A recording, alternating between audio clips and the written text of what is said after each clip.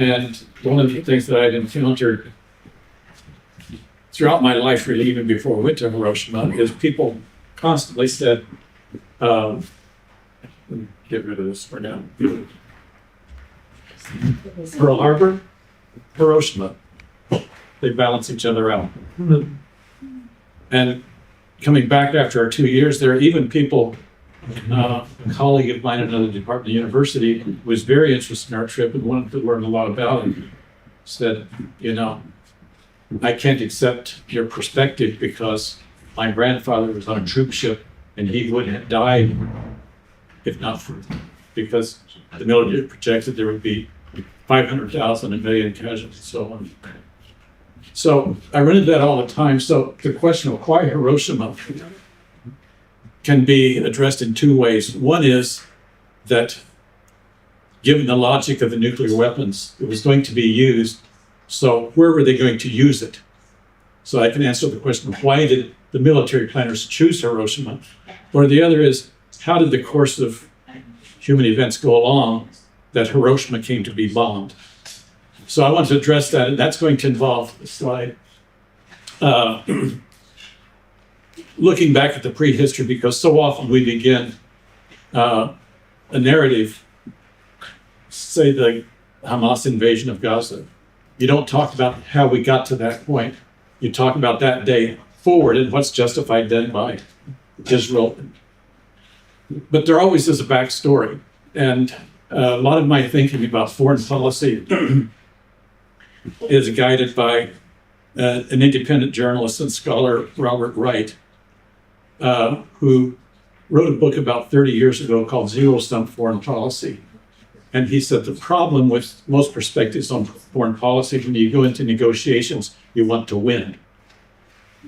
And so non-zero-sum foreign policy, you go into negotiations in that there aren't winners and losers, then both sides come out with an advantageous outcome. Now, everybody from Bill Clinton to Barack Obama and the establishment all claim to have read his book. But you can see scant evidence that our foreign policy people behave that way. And another point that he makes is that we need to develop what he calls cognitive empathy, which is not empathy where you try to feel for the other party, but you try to understand the other party. Why did they get to the place where they took these actions? And when you understand their motives and their understanding of the world, then you're in a better situation to figure out what needs to be done to address that you might be able to avoid conflict. So the presentation I give could lead someone to say, you're being an advocate for the Japanese. You're trying to justify the Japanese. And that happened a lot after Gaza. So anyone who wanted to talk the prehistory of Gaza was accused of being sympathetic to Hamas. And people like Robert Wright was saying, no, you just have to understand that this didn't just happen. There are reasons why. So how did Japan and the US come to be at war? Begins in 1853, 1854, with the tail end of 200 years of Tokugawa shogunate, and it sort of exhausted itself. But Japan was very isolated. They had very little contact with the outside world. In Nagasaki, they had a little trading port that was very limited. They didn't really have anything to export of value at that time, other than a form of copper called red copper. Earlier on, Japan had absorbed things. So influence from China, Confucianism, which is very strong there, Buddhism, and also the kanji characters that they use to write their language. But the Western powers had very, very limited access. Slide. In 1853 and 1854, Commodore Perry twice comes into Tokyo Bay, first time in 1850. Where can I stand so you folks can see? How about if I stand here? Maybe you would slide around. They send an envoy and to talk. The Japanese don't want to talk, and they leave.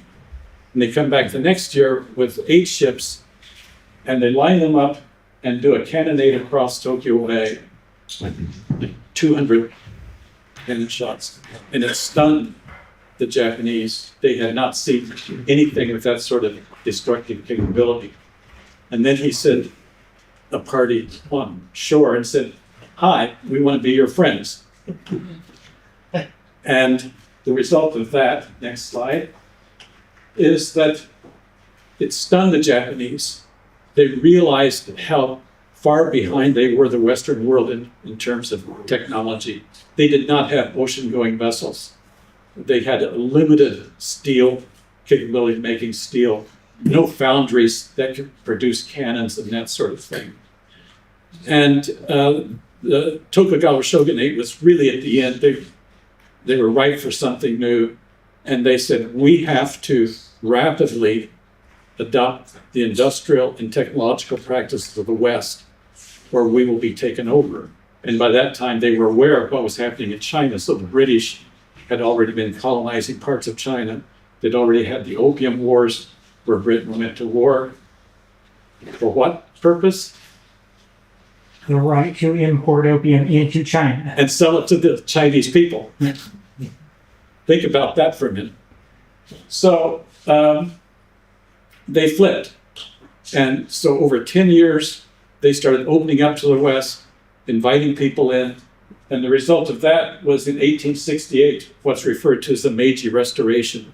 So the shogunate was over. They called it a restoration, restoring the emperor to the position of prominence. It really was a kind of a development of the notion of the emperor that had not existed prior to that.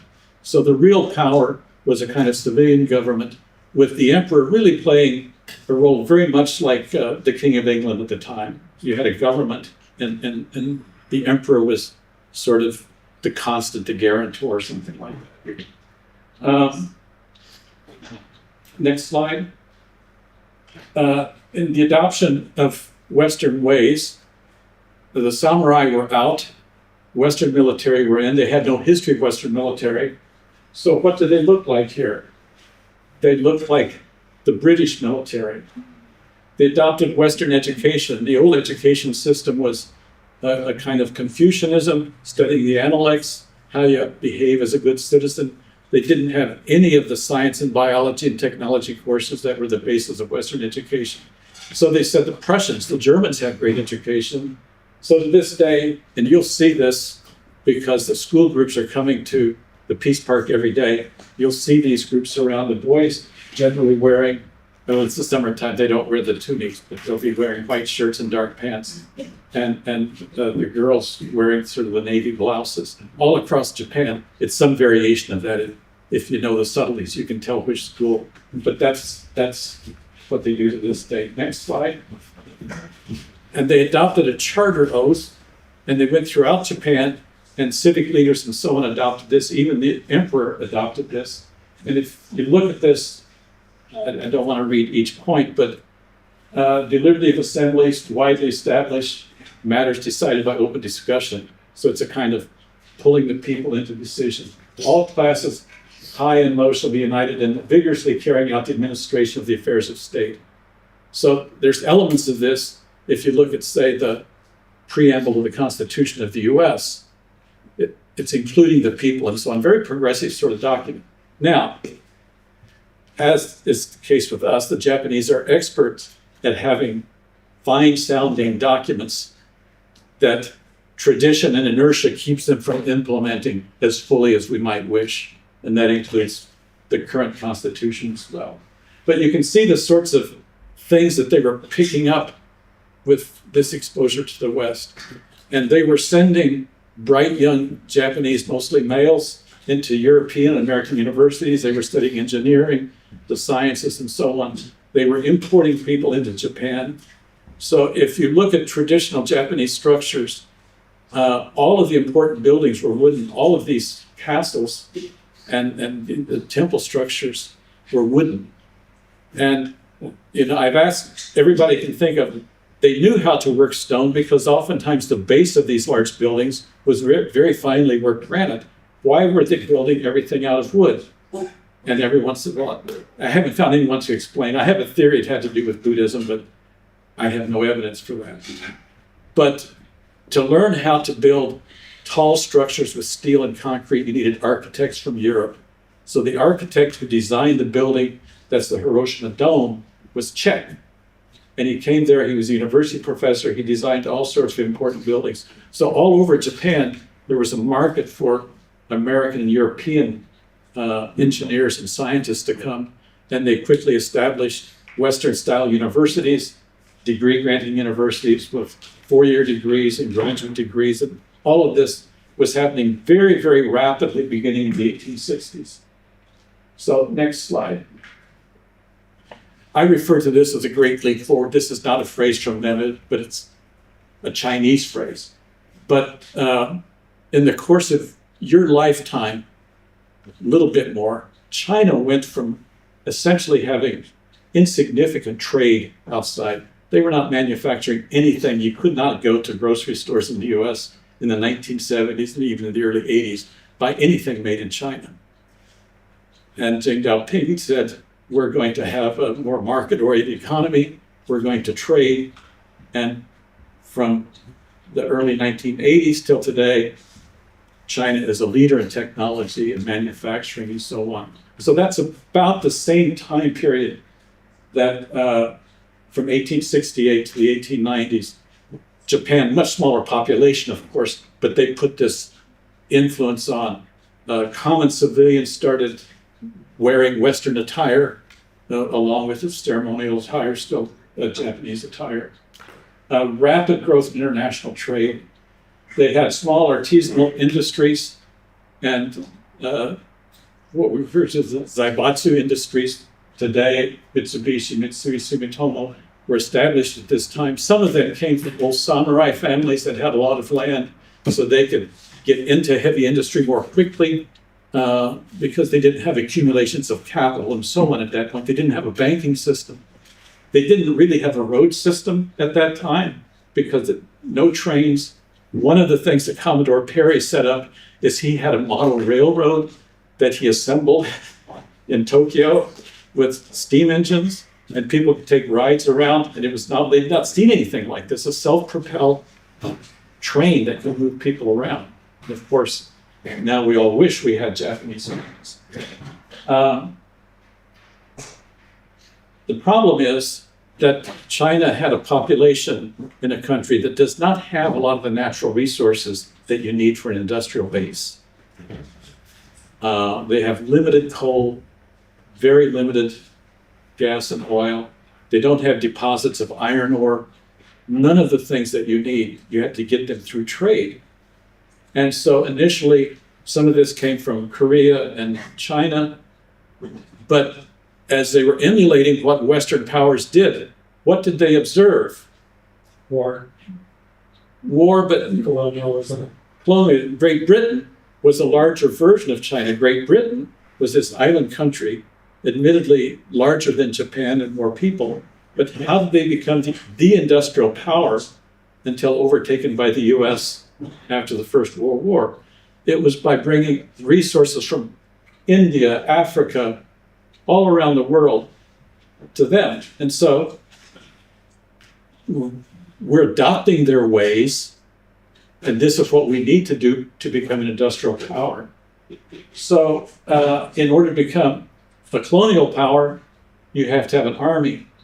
And during the age of the samurai, which is celebrated in film and so on, the samurai cultures, interesting for a variety of ways, you did not have mass armies and mass warfare. The war that the samurai fought were clans against each other, regional powers.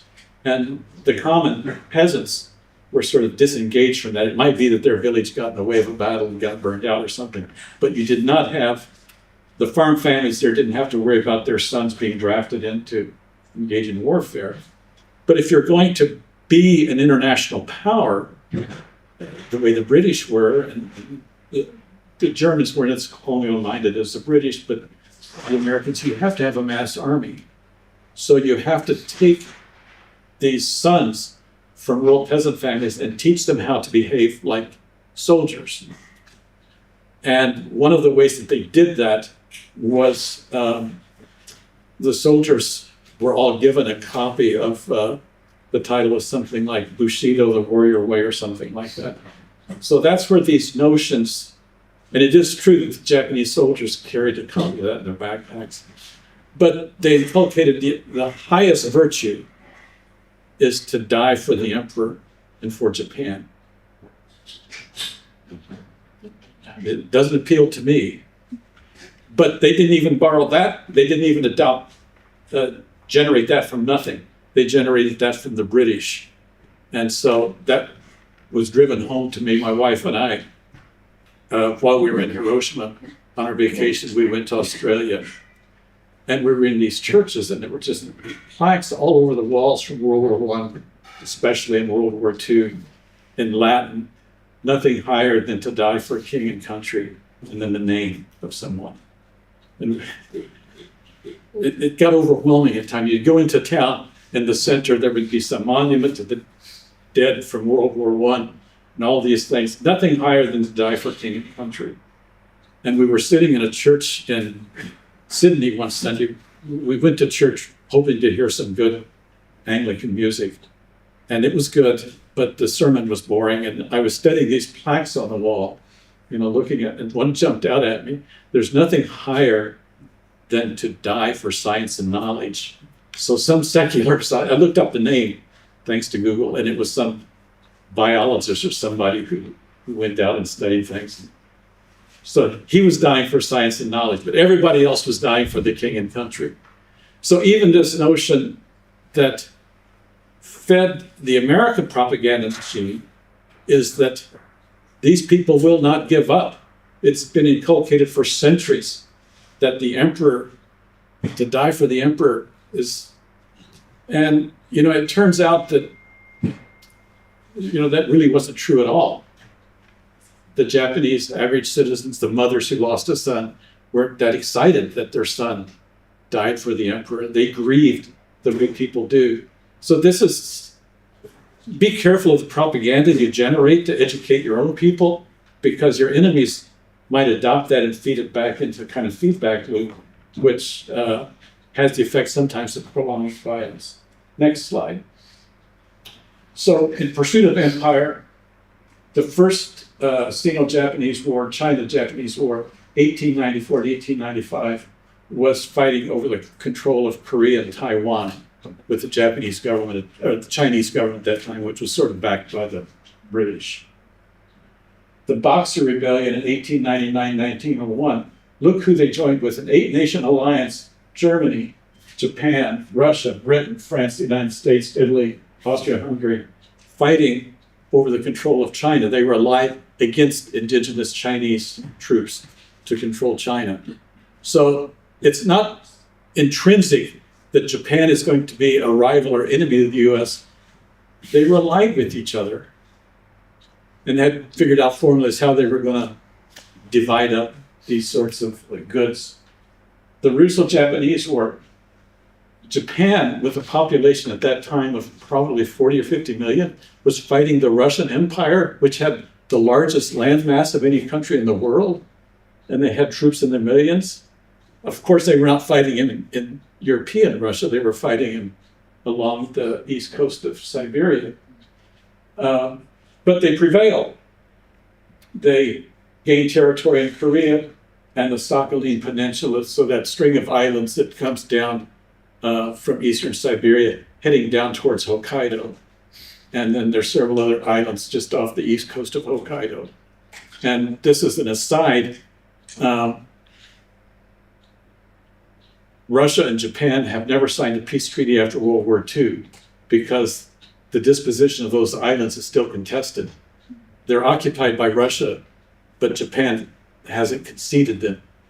So formally, they're in a state of truce. It's still a state of war, but there's a truce while they try to resolve this conflict about who controls these islands. And then in World War I, they were with the Allies, France, UK, US, Italy, and Russia, against Germany, the Ottoman Austro-Hungarians.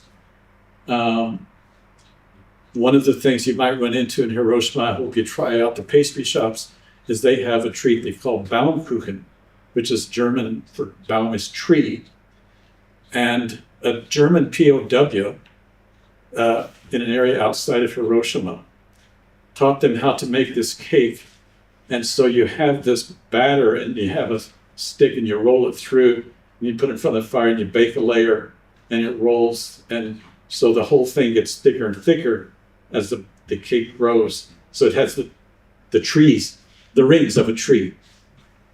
And so this prisoner of war, once he was released, he said, well, I'd rather like it here. So he stayed there and started a bakery and taught them how to make Baumkuchen in Hiroshima, and you can still buy it. But it's interesting, the alliances that were present in World War I. Then there's another war with Russia. And there, again, they were trying to create a buffer. They were afraid that the communists might come on down through Hokkaido. And there were communist groups that were very active in Japan into the post-war period, even in the 1880s and 1980s and so on. So, the next slide. 1940, they formed what they call the Greater East Asia Co-Prosperity Sphere. That was motivated by the British Commonwealth, right? The British said, oh, you're not all colonies. We're making everybody happy.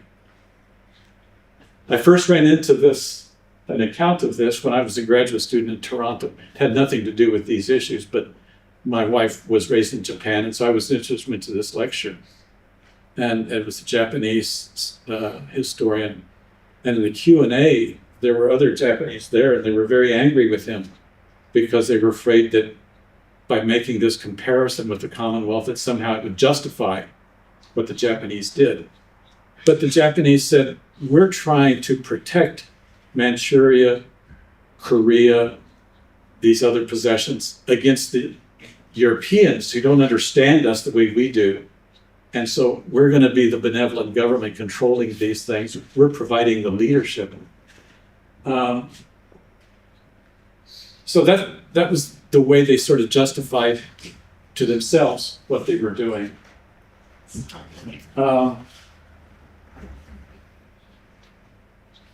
So we get to December 7th, 1941, an attack on Pearl Harbor, and the famous phrase from Roosevelt's speech to Congress, a date which shall live on in infamy.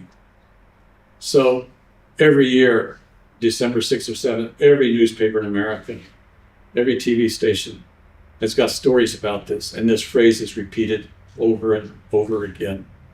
And it lends itself to Pearl Harbor, bombing of Hiroshima.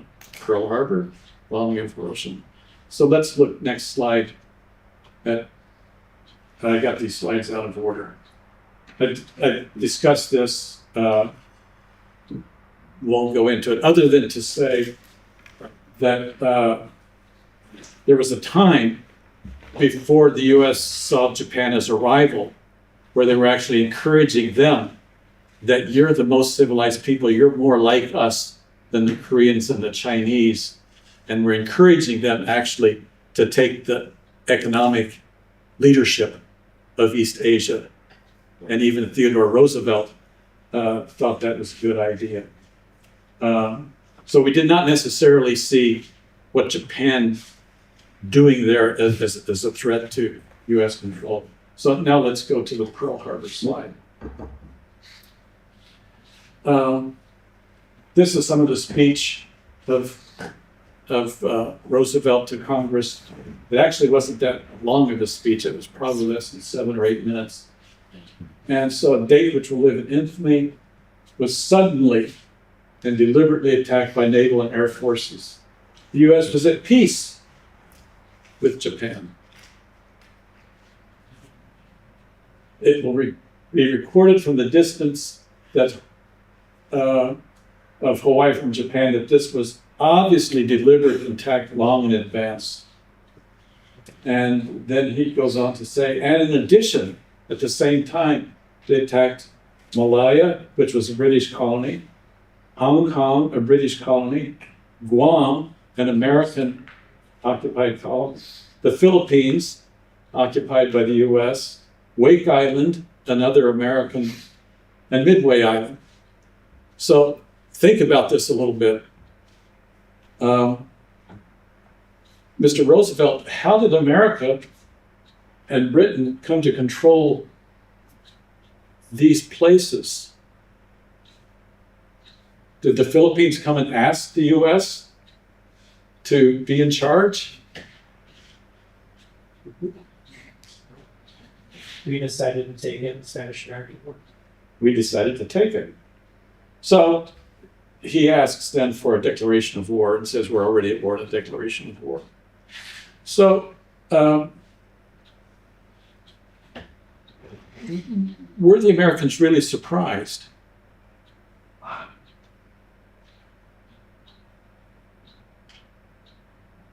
What was going on prior to that? Were we just going along like he described? You know, we're all friends. The buildup to war between these two had been going on for a long time. The Americans saw it as inevitable.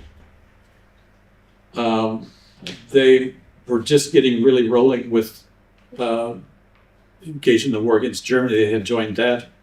And they were paying more attention to that, but they had been building up the fleet. So in addition to the fleet in Pearl Harbor, we had naval vessels in the South China Seas going back and forth. And, you know, there was even evidence that they were sort of trolling. They were baiting Japan. Who's going to strike? Who's going to start this thing? It's going to happen. Who's going to start this thing? And the U.S. had already imposed an oil embargo.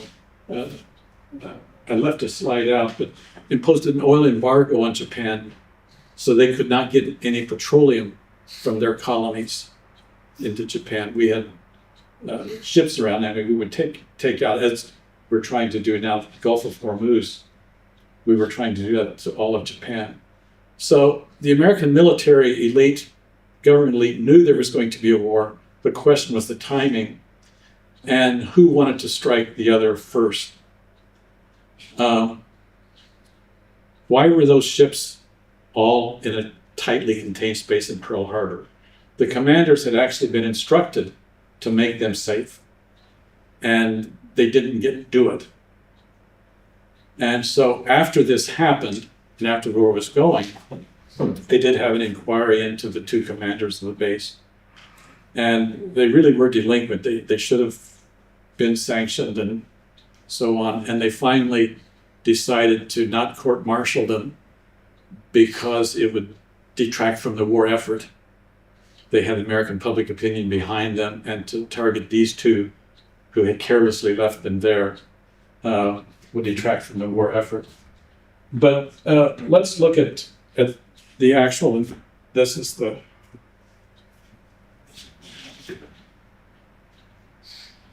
slide that's missing. The attack was on a naval base in Pearl Harbor, very clearly defined space. It was limited to ships and facilities within the naval facility. They destroyed or damaged 19 ships, 340 aircraft. There were 2,400 military and civilian deaths, around 1,100 wounded. The civilians were people that were employed by the military. They were not in uniform, but they were on the base. The attack was preceded by months of negotiations and threats back and forth by both parties. That there would be a war was assumed by both parties. The question was one of timing. There were very few stray bombs that landed on civilian areas outside, and there were a number of the Japanese bombers were shot down by American anti-aircraft, and some of those landed outside the perimeter of the base. But it was very much concentrated on war personnel and military. And the overall number of people, is injured and wounded is under 5,000 people from that attack. So, next slide. I'm skipping over a bunch of the history of the war. So now we're getting to the end of the war, and we're getting to the end of the Los Alamos project. And so in February and March, they have a timetable. They think that they can test the gadget was a gadget, not a gimmick. Oh, thanks, yeah. It was a kind of a gimmick. It was. You spoke correctly, but the U.S. code word for it was the gadget. Yeah. And so there were communications and so on about that. But in February, they had started the firebombing of Japan, beginning with Tokyo. And so this targeting committee started meeting in April. And you can read the records of that all in the National Archives. You can download these things and see the actual photographs of the typewritten minutes of the discussions and the criteria they used and all of these sorts of things. And so at the first meeting, they had targeting, and they had Kyoto, Hiroshima, Yokohama, Kokura, and I guess that was the first four. The rationale, next slide, let's see if I put the rationale. So this is an image of the typewritten notes. So they said Hiroshima is the largest untouched target, not on the 21st Bomber Command priority list. That was the list of priorities for firebombing. So 34 of the largest cities in Japan were firebombed. Most of the attention goes to Tokyo because it was the largest in the first. So consideration should be given. They didn't choose it. Yawata falls off completely. Yokohama is lower. Tokyo is a possibility, but it is now practically all bombed and burned out and is practically rubble, with only the palace grounds left standing. There were neighborhoods that they were saving for the eventual occupation that were the wealthy neighborhoods with the largest homes, so that the military personnel who came there to occupy would have safe houses to move into.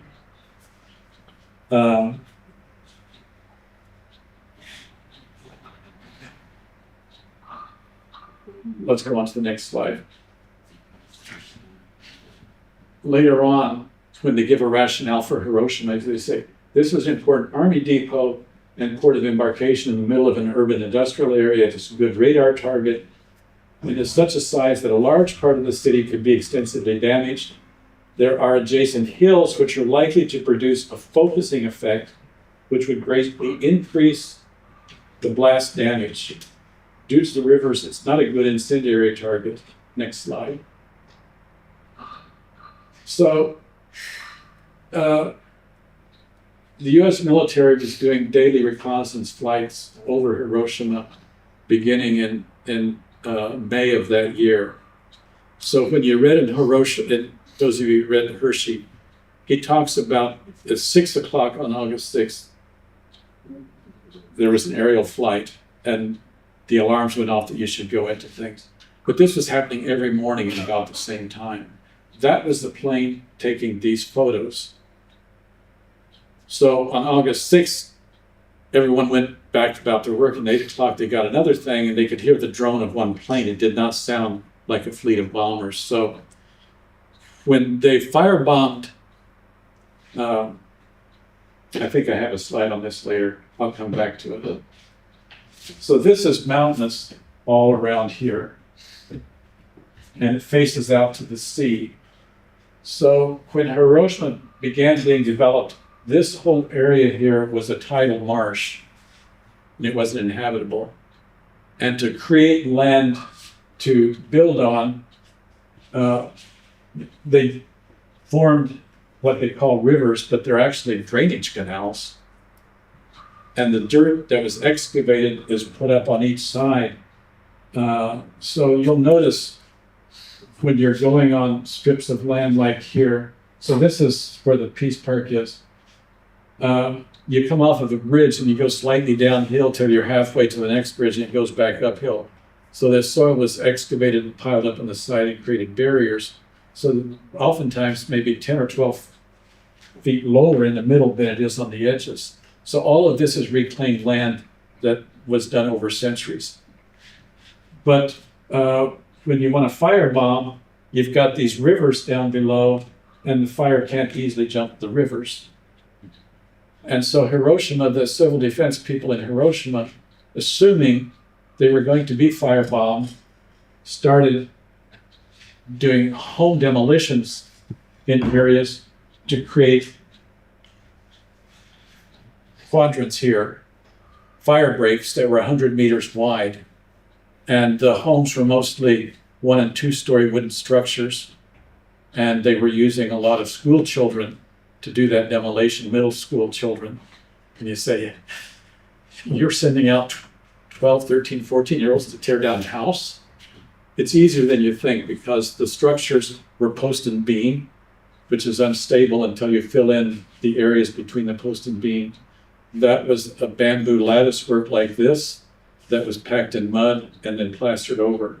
So you turn 30 kids loose in a house like that with 2-pound hammers, and they're knocking all of that out, and then they would have ropes up at the peak and 30 kids pulling on it, and the whole thing would collapse down.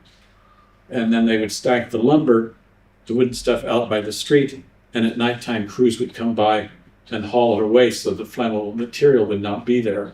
So they were preparing to be firebombed the way other cities were. So this alludes to that. These rivers are not going to make it conducive to firebombing because the fires can't jump the rivers. And then the other thing that's really chilling is they say the mountains there are going to increase the blast effect. So you've got, this is the peace part. The hypocenter is about right here.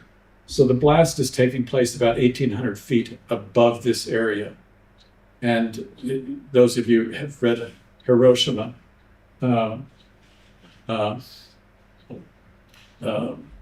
Tanimoto, he was up here in this area where foothills began. His church was over in this area.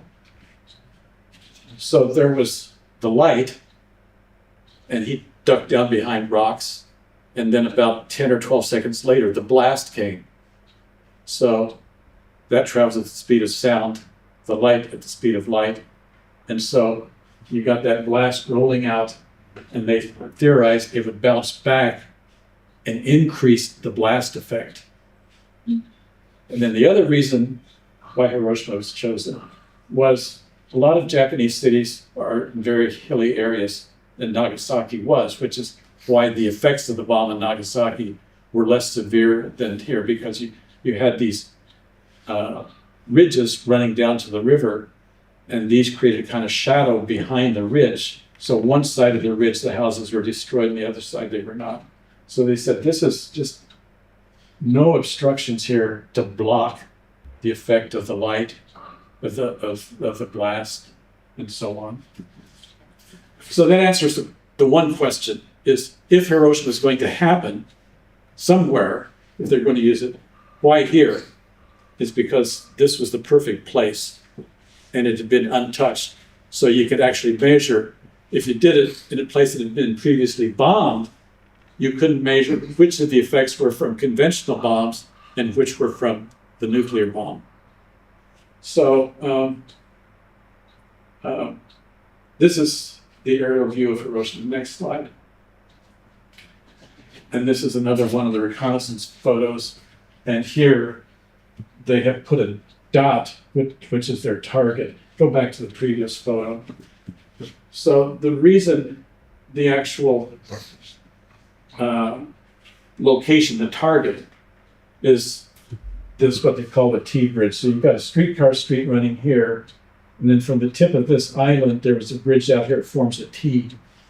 And that was visible at 30,000 feet by the bombardier.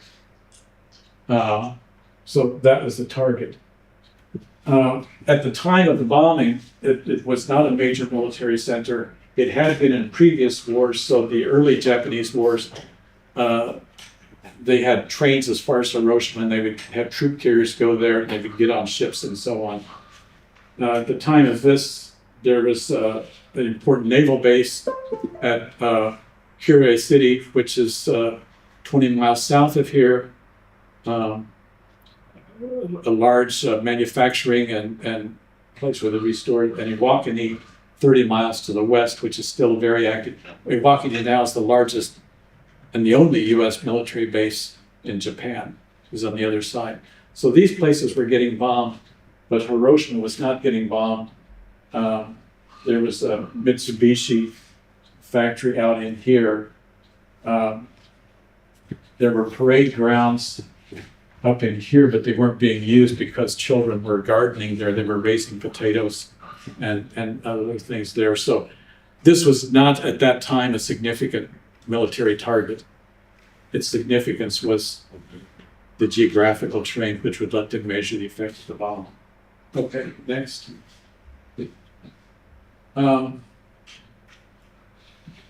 This is the T-bridge that I referred to. They were just beginning to build concrete structures there. This is a school, the first school that was built out of reinforced poured concrete. This shape here was a schoolyard. Japanese students have a school assembly in the morning, and the principal gives a speech. They'll do some minimal exercises, sing the school song, and so on at 8 o'clock. So this was full of about 400 children and 10 faculty. When the bomb went off, they were all incinerated. There were 2 survivors out of that whole school. One little girl who had not switched from her civilian school to her shoes to her school. She was sent down to the basement to her cubby to change shoes, and the school receptionist was inside in the basement.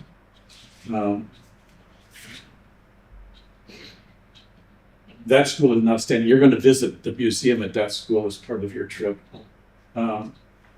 The actual hypocenter is right here, and they calculated that out by just basic geometry. So there's a bridge up close to where you'll be staying. We can point it out to you when we cross it, that had 3 steel pipes across the barrier, and you could see there was a bleaching effect from the heat, except where shadows were created by these pipes. And so you could use geometry. So they did that all around. The Japanese engineers had figured out where the hypocenter was before the Americans got there. Next slide. So this is Hankawa School. By February, they're having classes in there with students from other schools. Most of the other schools were wooden and were simply destroyed. So they didn't have any windows or anything. They got some wooden desks there. And here's a tabulation of number of people. I don't know about this school, but they had 192 pupils, inside or outside, 192 now dead. Otomachi, 400 total number, 35, so it'd be further away. Demographically, of the people who died on that first day, the middle school population is the highest demographic population because they were sending the classes. One day you would go to classes, and another day you would go and either work in the potato fields around the city or do home demolition. And one of the women who is regularly participating in telling her story, they did Jean Ken. So they had 2 classes in her grade, 8th grade, and the day before they did Jean Ken in the classroom. One classroom on that basis went to potato fields, the other went to do home demolitions. She was out in potato fields and on her hands and knees pulling weeds, and the blast pushed her down to the ground, burned the clothes off of her back. But that's why she lives. All of the people who were in closer to the center city doing home demolition, all those kids died. So whether you lived or died that day depended on so many arbitrary sort of things that it was just a matter of luck. Next slide. Sorry, I got that save slide. Next slide.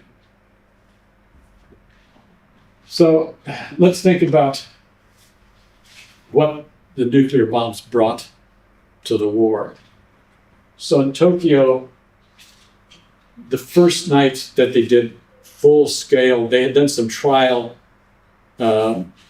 attempts at incendiary bombing and used various materials, and they finally decided that napalm was the best. So napalm, the only thing it really creates is fire. It does not have much of a blast effect. So it's got to sort of land within something flammable to have any effect. So that first night where they chose a quadrant in Tokyo, they had 279 B-29s. It's a massive number. If you can imagine living there and these planes flying overhead, dropping napalm. Each plane had about 8 crew, so there were about 2,200 crew members involved in that first night of bombing. They flew at 5,000 to 7,000 feet, and so their anti-aircraft weapons were able to knock down a number of those, not a huge number, but there was a loss of life in plane. The detonation is at ground level. It lands and the napalm spreads and fires. That first night, there were 96 American deaths, 6 injured, and there were about 100,000 immediate deaths and 125,000 wounded from that first night of incendiary bombing. So in Hiroshima, you have 1 B-29, you had 9 on the crew, you had 1 bomb, which weighed the equivalent of, these were carrying about that payload weight, numerous smaller bombs, but at the same payload. The equivalent of 1.5 kilotons of TNT, 31,000 feet for the bomb drop. They did not have any anti-aircraft fire that could reach that. So the reason the B-29s could fly over Japan freely without risk is they didn't have any way of shooting them down. So on that first day, 70 to 80,000 immediate deaths, 140,000 by December. But, now this is the big distinction, the radiation effect.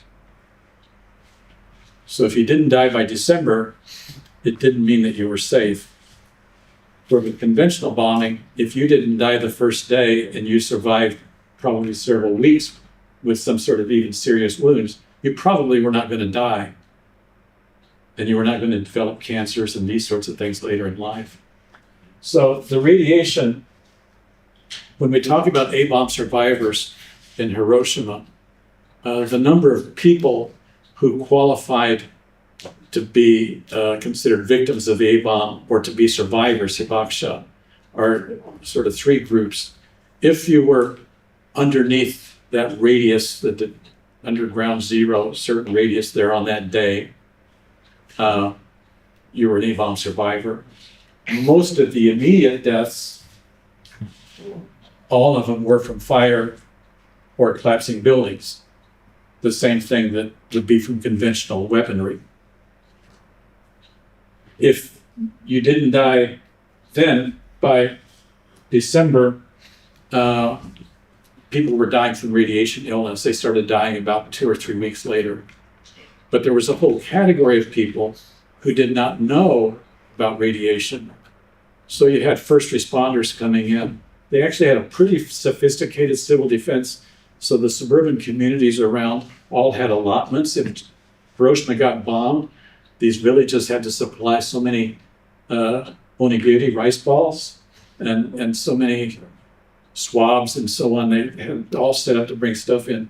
So when you went in there to find survivors or to provide response, it was still, the radiation was still active.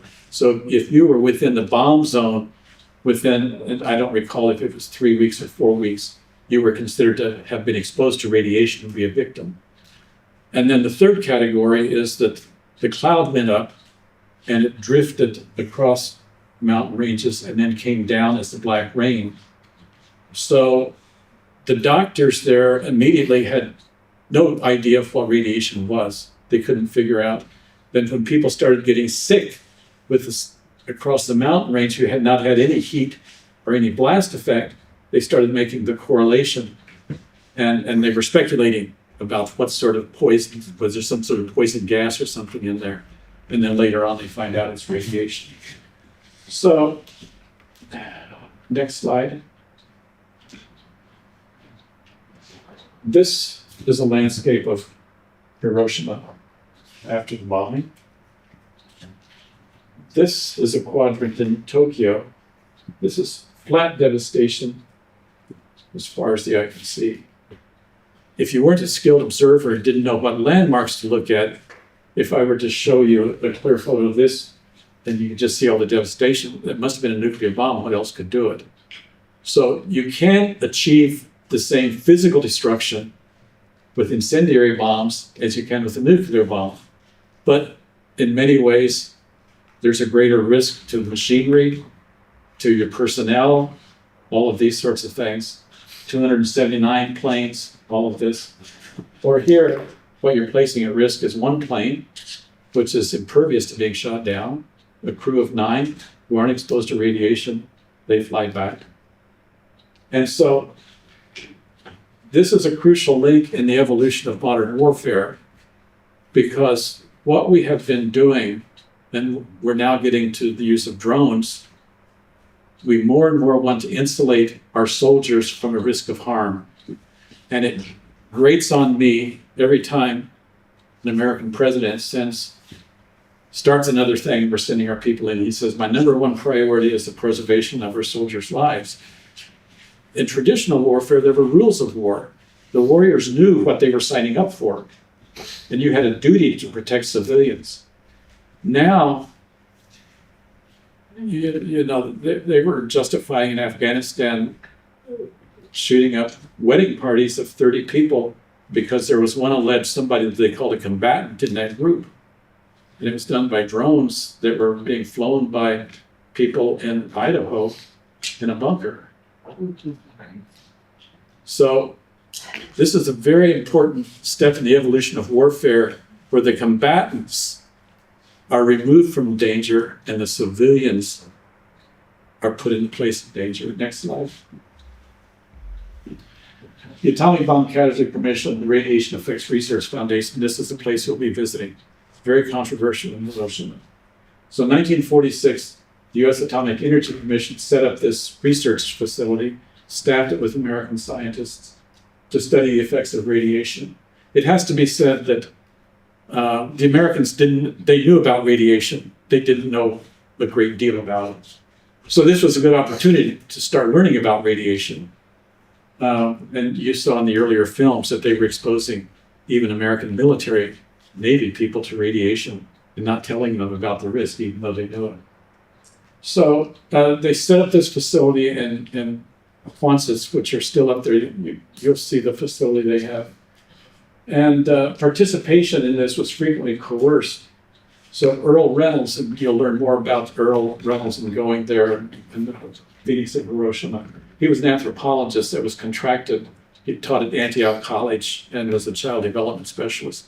So he was contracted to go set up a longitudinal study where they would find children exposed to radiation, collect all of their vital signs, data, inspect them, and so on, and then they would do periodic checkups the rest of their lives, however long that might be.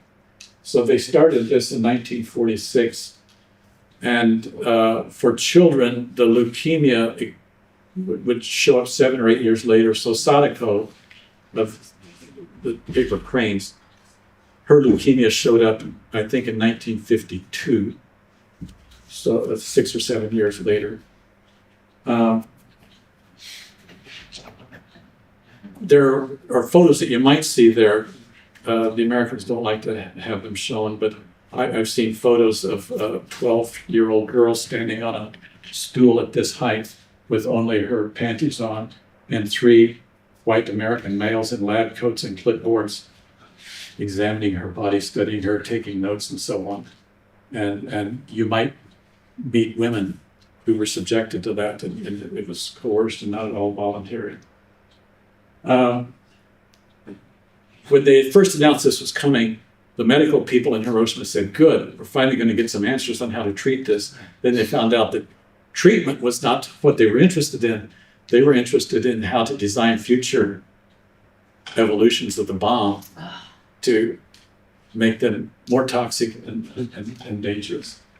Eleanor Roosevelt came through there about 1953 while Earl Reynolds was still there, and he gave her a tour of this, and she talked to some Japanese before she went on the tour and found out their attitude towards it, and came back to Congress and raised hell until they gave a modest budget to staff several people to work with the Japanese on therapies, but it was just symbolic.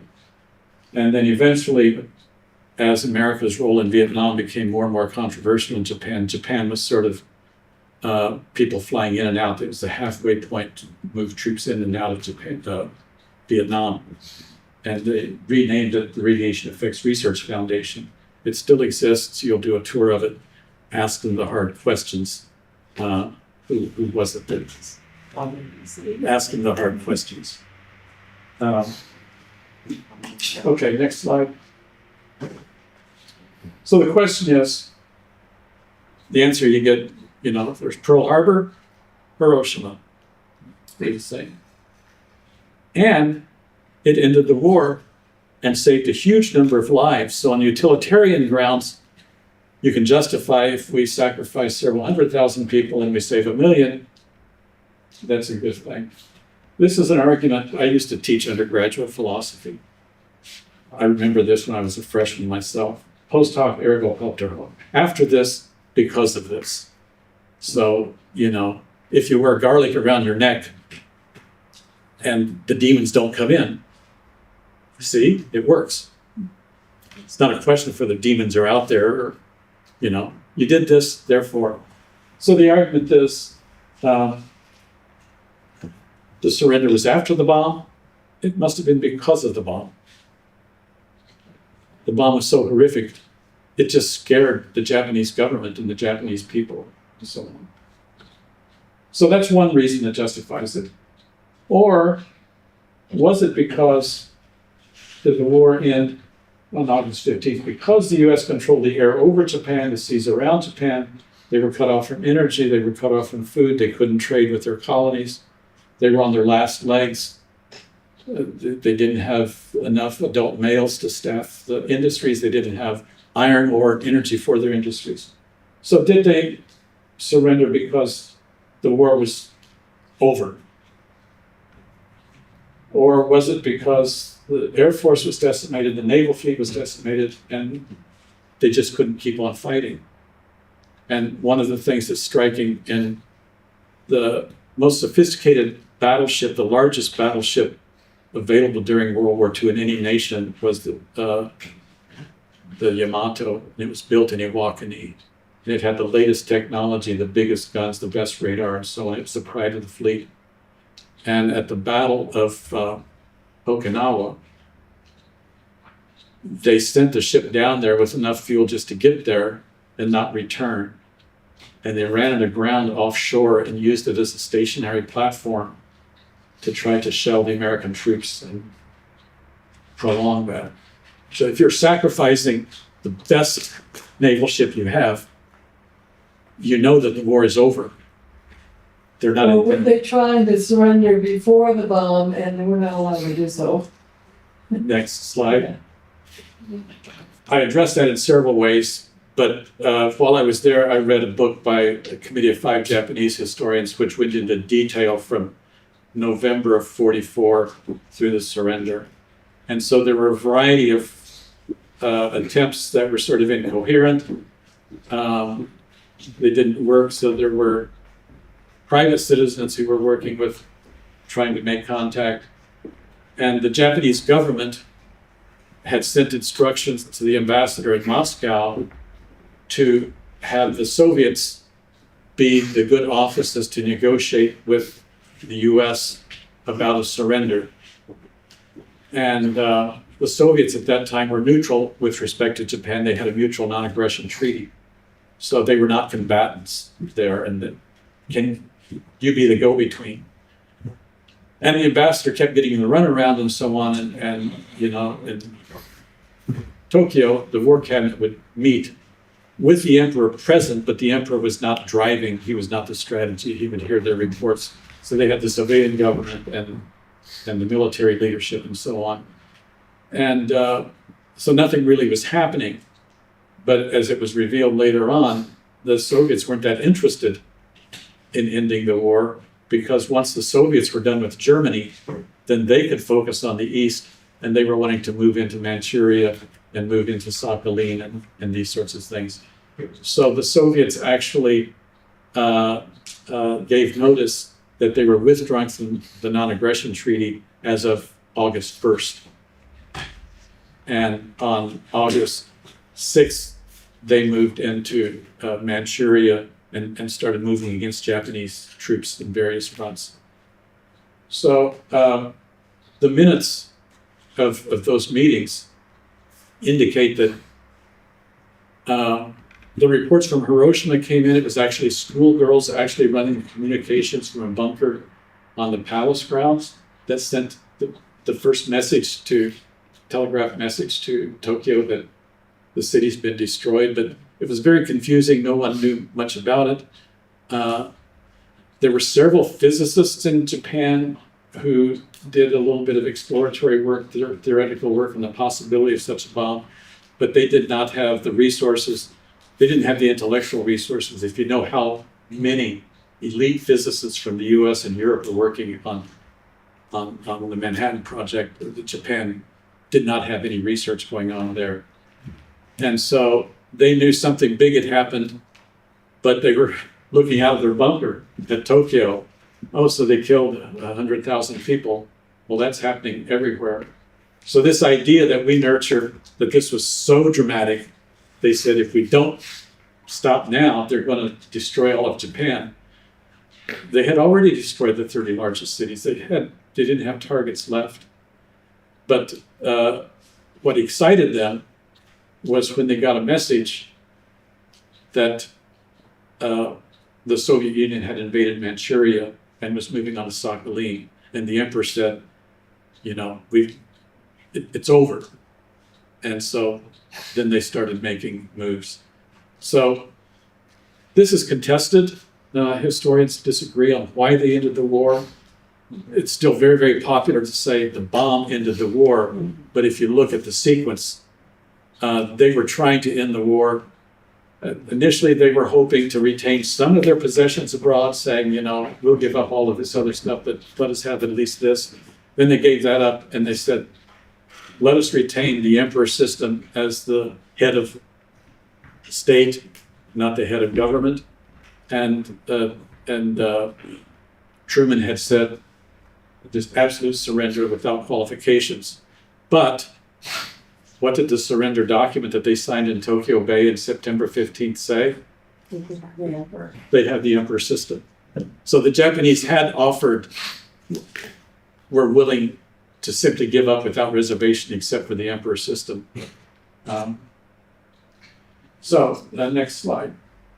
How many more do we go? I think we're about done. There's a book, Atomic Salvation, How the A-Bomb Saved the Lives of 32 million people. So the people who think it saved lives, the numbers go from 500,000 to a million to 32 million lives were saved. And I read a review of that that's actually published by the US Air Force Journal. So this is not a crackpot, the guy who did the review. And he says the bombing of Hiroshima occurred on the morning of Monday 6th. News of destructive force was transmitted. Details are uncertain, implications unclear. Tuesday, the Army said it's some new type of bomb.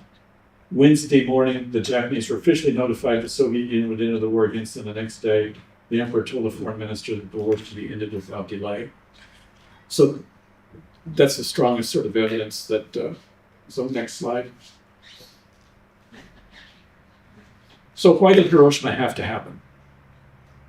Was it to bring a quick end to the war and save 200, 500, 32 million lives? In response to Hershey's book, Secretary of War Henry Stimson published an article under his name in The Atlantic in February, March of the following year. And that's where some high number comes. I don't know how large that number was. McGeorge Bundy, who was a Cold War advisor into the 50s, 60s, into the 70s during Vietnam. At the end of his life, his biographer asked him where that number came from because he ghost wrote Stimson's article. Stimson didn't write it, he just ghost wrote it. McBundy said, I made it up. But that gets quoted over and over and over again, that the Secretary of War said X number of American lives were saved because of the bomb. And George Bundy acknowledges at the end of his life, I made it up.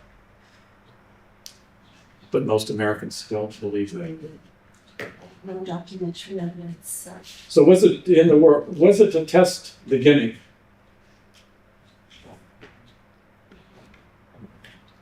So it's interesting that they did a uranium bomb and a plutonium bomb. Mm-hmm. That it was very important that this be a clean canvas. Mm-hmm. That they came in, started doing measuring and so on. Well, I also saw a documentary at UC Berkeley in the early 70s that said it was it was Pentagon planners talking, and I heard a general say in this documentary that they had to choose a population center that was large enough to show the full effect of the bomb. If it was too small, the results of the bomb would end and they wouldn't know how many people it would kill. And so, I mean, that is evidence that right there that it was done as a test or as an experiment like we saw in the film this morning about the one that Dwight Eisenhower's president, he was not in the command structure on the Eastern War, but as president, there's a quotation from him saying that the bomb was unnecessary and it was unregrettable. Another possibility is that already the Soviets were our allies, but we were already lining things up, even in planning the occupation of Europe, that they would be our next rival. So the planning of the Cold War was already going on. Was this to send a message to future rivals about our war-making capacity? So, why did Hiroshima have to be bombed? Was it to end the war? Was it to do scientific experimentation? Was it to send a message? I'm just like Fox News, you decide. Replace war with and. Replace war with and. And also remove the save lives. A quick end of the war is more to limit resources that the Soviet Union would get out of the protracted war.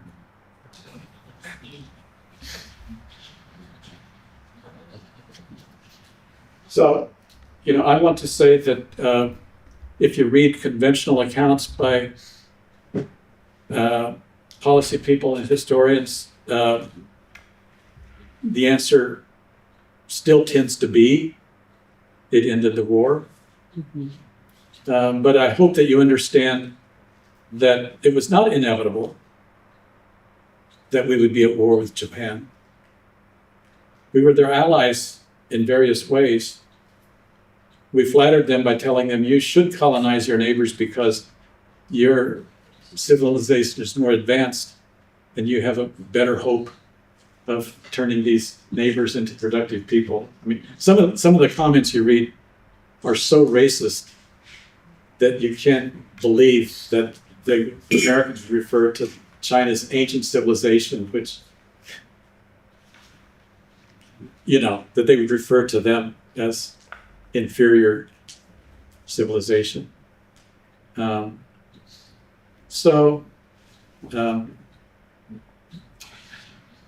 When Haig says that other Pentagon officials and White House officials talk about the war. Why don't we thank Dan?